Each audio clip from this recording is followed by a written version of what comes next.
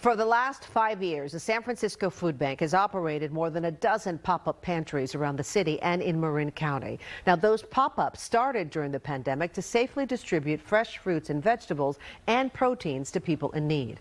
But as NBC Bay Area Sergio Quintana tells us, today these pop-ups are shutting down for good, and the people who depend on them are worried about what happens now. Thank you. Mangoes, bell peppers, carrots, just a few of the fresh fruits and veggies people can take home for free at this pop-up pantry in the parking lot of the Stonestown Galleria. But this is the last day, so right now, people who have come to depend on this are trying to figure out what to do when it's gone. How do I do this? I've got a certain amount of income that comes in, and that just paid the bills, barely.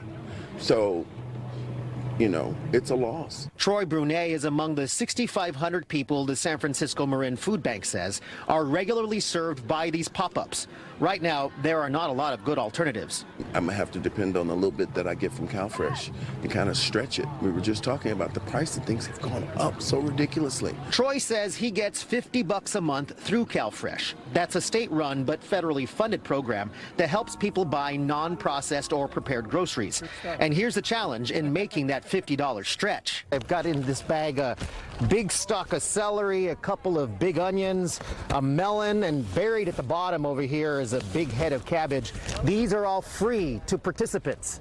We included a couple proteins the pantry also regularly passes out, eggs and a small roasting chicken, and checked what their prices are at a nearby Safeway. For 6 items, it's $38.87, leaving about $12 from CalFresh for the rest of the month. These pop-ups are ending because pandemic dollars have dried up, and the federal government is cutting back on its food assistance and distribution programs. In March, the San Francisco Marin Food Bank had to spend $300,000 from its reserves to replace 13 truckloads of proteins the USDA unexpectedly decided not to send.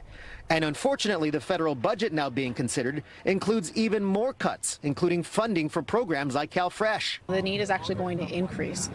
With those federal cuts, we can expect just a wave of food insecurity coming to our region and throughout the nation. To help meet some of that need, the San Francisco Marin Food Bank will soon be opening what they call community markets to distribute free, fresh fruits and vegetables via ongoing donations. But there are already thousands of people who are on the waiting lists for those markets. In San Francisco, Sergio Quintana, NBC Bay Area News.